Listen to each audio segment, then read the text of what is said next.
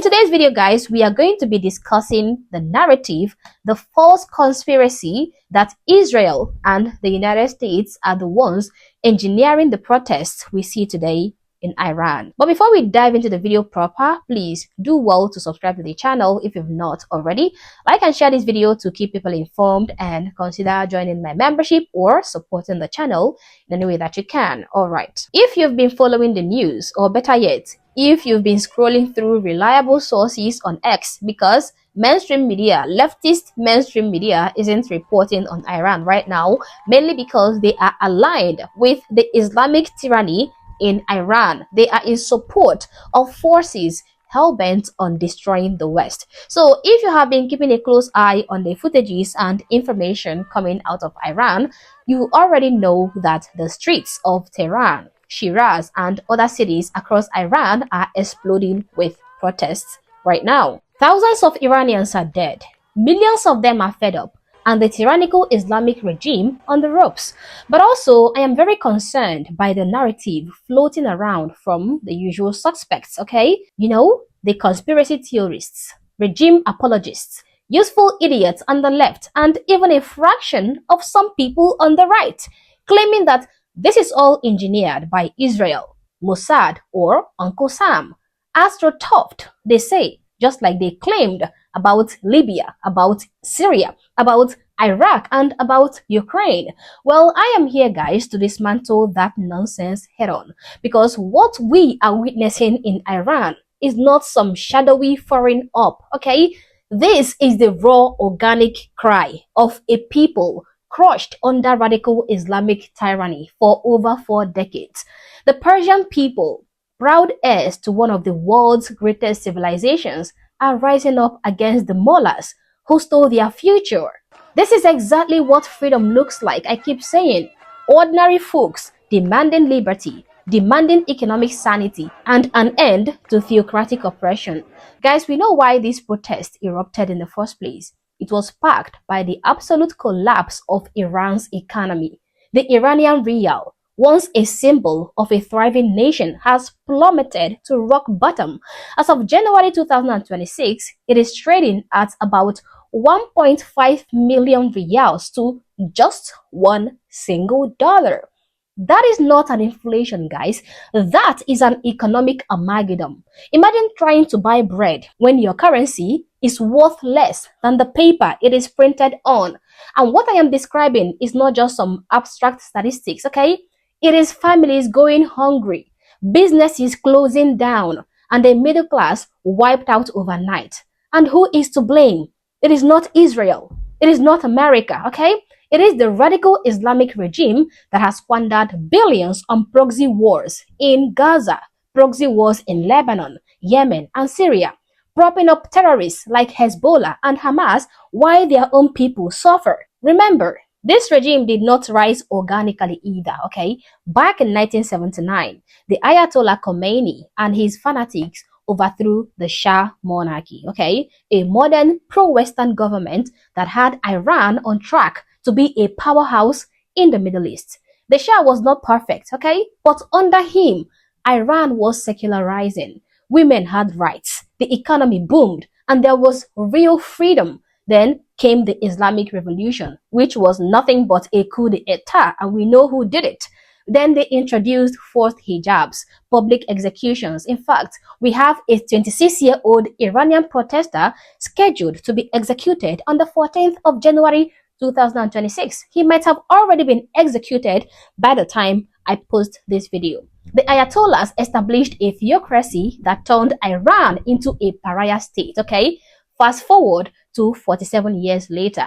And what do we have now? A nation where women are murdered for improper hijab wearing. Eyewitnesses in Iran describe security forces mowing down protesters like it is a war zone. But even with a near-total internet blackout imposed by the regime, videos are leaking out showing chants like "death to the dictator" and people shouting "woman, life, freedom" in Iran. This is grassroots fury, my friends. Iranians are done with the mullahs' corruption and extremism. They are calling for help. They are risking their lives, protesting, making videos, asking for intervention. They are calling on people like Donald Trump to come to their aid. They are asking us, ordinary people, to amplify their voices. But when I see backstabbing Islamic allies like Anna Kasparian and Cenk Uygur, who have spent years soliciting and begging for help for Palestinians, despite the fact that what the Palestinians really need to be freed from is Islam and Hamas. When I see people like this guy say that we should allow Iranians to fight their tyrannical government alone, but then turn around and pretend that he cares and then says that I wish the Iranian people well, I weep. Yes, wishing the protesters well is good, but in reality, it is not going to save the Iranian people from their murderous, tyrannical regime. And he knows that.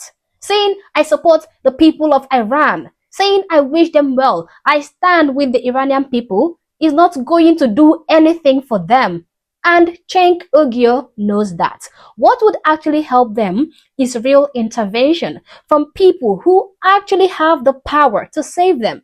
People like Donald Trump, places like America. And it doesn't necessarily mean boots on the ground, okay? It doesn't necessarily mean that Donald Trump will start bombing Iran. It doesn't mean that. It could look like something like placing tariffs on the Islamic regime in Iran, something like this that can stifle the cash flow. It could look like this move that Trump recently took. He tweeted out saying, effective immediately, any country doing business with the Islamic Republic of Iran will pay a tariff of 25% on any and all businesses being done with the United States of America. Trump said in a post he posted out on Truth Social. It was not a tweet. It was, posted on Truth Social. Now, that is hitting the regime where it hurts best. This is what real help looks like. If America can make sure that internet access returns to the people of Iran so the world can see, the killing, the massacre that is going on right there, it would be very much appreciated. Trump also made a post yesterday encouraging the protesters in Iran to never back down, to keep protesting, promising them that help is on the way. Because if they back down now, then this protest is not going to be any different from the other 6 protests we've seen in Iran since 2009. So anybody who sees a country like America trying to support the Iranians who are being killed by their own government and then claim that this is just America or Israel trying to take over Iran must be totally stupid. Every problem that happens to every country is not the fault of Israel or America. This is also the same narrative that these people parroted about the genocide going on in my country, Nigeria. When Trump threatened to act against the government of Nigeria, who are by and large allowing and even encouraging the slaughter of Christians in Nigeria, the haters all over the world attacked America and claimed that this was a plot for Trump to take over the resources in Nigeria. This is what they do all the time. And this is precisely why the Iranian people are trapped in oppression today. They could have secured their freedom years and years ago. But every time they edge closer to realizing that dream, figures like Cenk Uygur and Anna Kasparian surface to peddle baseless claims that Mossad or foreign governments are orchestrating the protest, despite overwhelming evidence of the genuine suffering inflicted on the people by the Islamic regime. Now, this narrative is straight from the Ayatollah's propaganda machine. They are the ones feeding this narrative. Iranian officials are seen on TV screaming that the US and Israel are arming agents to stoke violence. They have blamed foreign enemies for every protest that happens in Iran since 2022, calling them riots engineered by America and the Zionist regime. But I am not really surprised because that is the same deflection dictators use everywhere. They blame the West to distract from their own failures and their own evil. But we are seeing the evidence that Iranians are fed up with this regime. We are seeing the evidence. It is happening in form of protests, happening in every province, from big cities to rural areas in Iran. We are hearing the chants from the Iranian people rejecting Iran's proxy wars. Neither Gaza nor Lebanon my life only for Iran. They are chanting it. Neither Gaza nor Lebanon, my life only for Iran. That chant is not scripted by Tel Aviv nor America. That is Persians prioritizing their own survival over the regime's anti-Israel obsession. It baffles me so much to see the same hypocrites who downplayed the threat from radical Islam now turn around and want to paint genuine uprisings as Western meddling to avoid admitting that the mullahs are the real villains here. Remember Libya? Gaddafi was a monster, but the intervention was botched by Obama himself. Then we also saw what happened in Syria. Assad was a butcher, but he was backed by Iran and Russia. What happened in Iraq? Saddam was evil, but post-invasion chaos came from weak leadership. Ukraine, that is Putin's naked aggression, not astroturf, okay? These are not comparable. Iran's protests are organic, homegrown, like the American Revolution against British tyranny back in the day. And come to think of it, if this particular revolution, if this protest was really engineered, it would be the sloppiest up ever, because I don't see any coordinated arm drops, okay?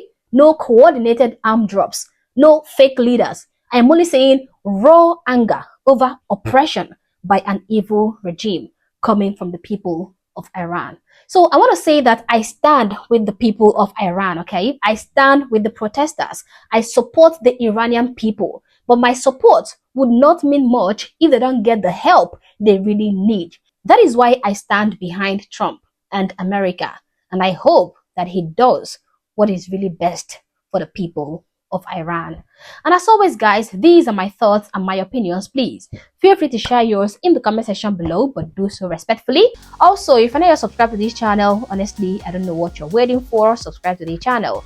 Like and share this video to keep people informed, and consider joining my membership or supporting the channel in any way that you can. Thank you for watching this video, and I hope to catch you on the next one. For now, peace.